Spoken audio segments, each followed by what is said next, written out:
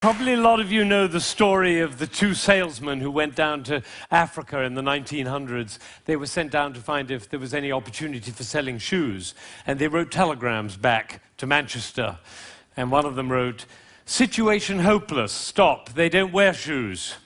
And the other one wrote, "Glorious opportunity, they don't have any shoes yet." Now, there's a similar situation in the classical music world, because there are some people who think that classical music is dying, and there are some of us who think you ain't seen nothing yet. And rather than go into statistics and trends and tell you about all the orchestras that are closing and the record companies that are folding, I thought we should do an experiment tonight. An experiment. Actually, it's not really an experiment because I know the outcome. But it's like an experiment. Now, before we start, I need to do two things. One is I want to remind you of what a 7-year-old child sounds like when he plays the piano. Maybe you have this child at home. He sounds something like this.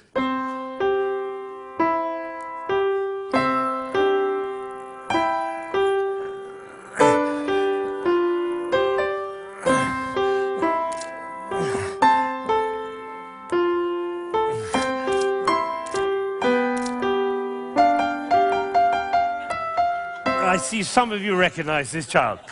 Now, if he practices for a year and takes lessons, he's now 8 and he sounds like this. And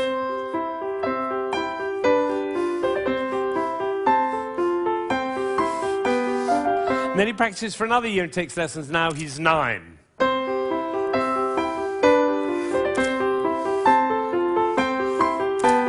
And then he practices for another year and takes lessons, now he's 10.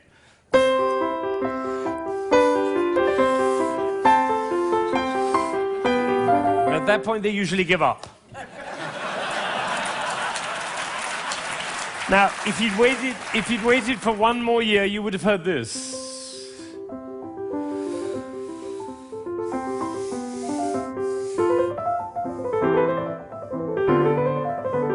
Now, what happened was not maybe what you thought, which was he suddenly became passionate, engaged, involved, got a new teacher, he hit puberty, or whatever it is. What actually happened was the impulses were reduced. You see, the first time he was playing with an impulse on every note. And the second, with an impulse every other note. You can see it by looking at my head. The 9-year-old put an impulse on every 4 notes. And the 10-year-old on every 8 notes. And the 11-year-old one impulse on the whole phrase. I don't know how I got into this position.